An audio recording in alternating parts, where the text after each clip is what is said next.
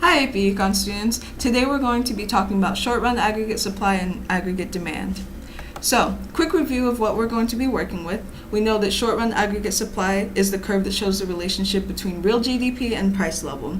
And it has a positive slope because in the short run, input costs are fixed, and these are things like sticky wages, and producers want to maximize profits based on these costs. They're incentivized to produce more at higher price levels since they're going to be getting greater returns.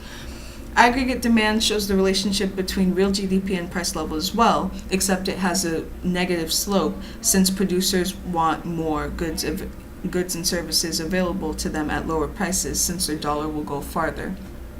Aggregate demand is made up of consumption, investment, net exports, and government spending, and it's affected by the wealth effect, interest rate effect, and net export effect. So, in the aggregate supply, aggregate demand model, short-term equilibrium, which is signified by point A here, indicates where total output supply or real GDP supplied is equal to the total aggregate demand of goods or services in the economy at a certain price level. So, when we're looking at what shifts the short-run aggregate supply curve, it's going to shift as a result of changes in input prices such as nominal wages or oil prices, as well as productivity, so technological advances. If price level is above the equilibrium, it's because aggregate supply is greater than aggregate demand since producers are incentivized to offer more goods and services at higher price levels. So this is short-run aggregate supply 1.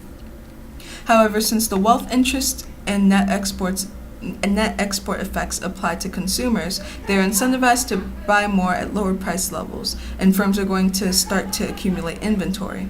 So in response, they're going to cut production, and eventually real output is going to decrease and shift the equilibrium point back to point A.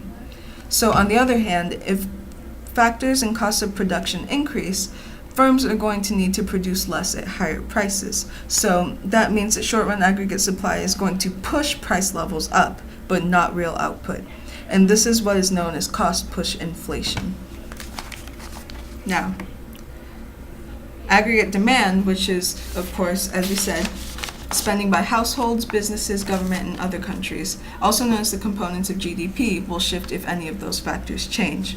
So, when aggregate demand shifts right, it's known as demand pull inflation, and it's going to pull price levels and real GDP to higher levels.